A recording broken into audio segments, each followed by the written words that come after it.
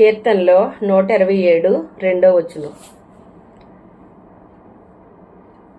మీరు వేకువనే లేచి చాలా రాత్రి అయిన తరువాత పండుకొనుచు కష్టార్జితమైన ఆహారం తినుచుండుట వ్యర్థమే, తన ప్రియులు నిద్రించుచుండగా ఆయన వారికి ఇచ్చుచున్నాడు. చూడండి, చాలామంది వేకువనే లేచి చాలా కష్టపడతారట. మరి వారి కష్టార్జితాన్ని, ఆహారాన్ని వారు తింటారటండి. కానీ అది వ్యర్థమే అని చెప్పేసి ఇక్కడ వాక్యం సెలవిస్తూ ఉంది. అయితే మరి కష్టపడి తినడం అనేటువంటిది, బ్రతకడం అనేటువంటిది అది తప్ప అండి అంటే తప్పు కాదు. కానీ మరి మనల్ని సృష్టించుకున్న మన దేవుణ్ణి కూడా మనము జ్ఞాపకం చేసుకోవాలి కదా, ఆయన్ని స్తుతించాలి కదా, ఆయన్ని ఆరాధించాలి కదా, ఆయన్ని గణపరచాలి కదా, ఆయన్ని మహింపరచాలి కదా. అయితే తమని సృష్టించుకున్న దేవుణ్ణి, తమని రక్షించుకున్న దేవుణ్ణి జ్ఞాపకం చేసుకోరటండి.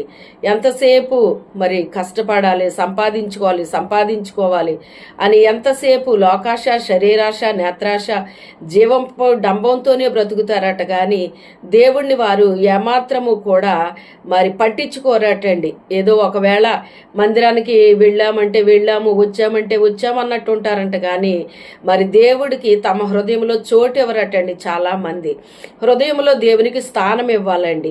అయితే ఆ క్రిందే చెప్తున్నాడు కదా, మరి తన ప్రియులు నిద్రించుచుండగా ఆయన వారికి ఇచ్చుచున్నాడు అంటున్నాడు. తన ప్రియులు అంటే దేవునికి ప్రియమైన బిడ్డలు అంటండి. దేవునికి ప్రియమైన బిడ్డలంటే ఎవరండి?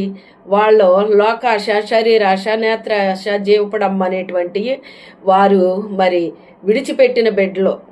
అదే రీతిగా మరి వారు దేవునికి ఇష్టకరంగా జీవించే బిడ్డలండి.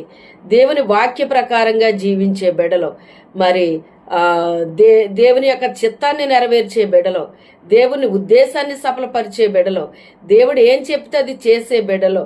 చీకటి క్రియలు వాళ్లలో ఉండవండి. ఎటువంటి మరి దురాలోచనలు కానీ, దుష్టబుద్ధి కానీ, మరి పాపపు క్రియలు కానీ, వ్యభిచారము కానీ, దొంగతనం కానీ, నరహత్య, జీవపడమ్మ, మరి ఇలాంటివి ఏవి కూడా వారిలో చీకటి క్రియలు అనేటువంటివి ఉండవటండి. వాళ్ళ బుద్ధిని చూసినప్పుడు వాళ్ళ యొక్క బుద్ధి మరి సుబుద్ధి అని చెప్పి దావీదు గురించి మాట్లాడుతున్నాడు. అదే దానియేలు గురించి మాట్లాడినప్పుడు శ్రేష్టమైన బుద్ధి అని మాట్లాడాడండి. మరి ఈ సుబుద్ధి కలిగిన వారైతేనంట మరి దేవుడికి ఎంతో ఇష్టం అంటండి. దావీదును చూసినప్పుడు దేవుడు అంటాడు కదా, నేను కోరుకున్నవాడు వీడే, వీడిని లేచి అభిషేకించు అని సమూయేలుతో దేవుడు చెప్పాడండి. అదే రీతిగా మరి చూడండి, దానియేలును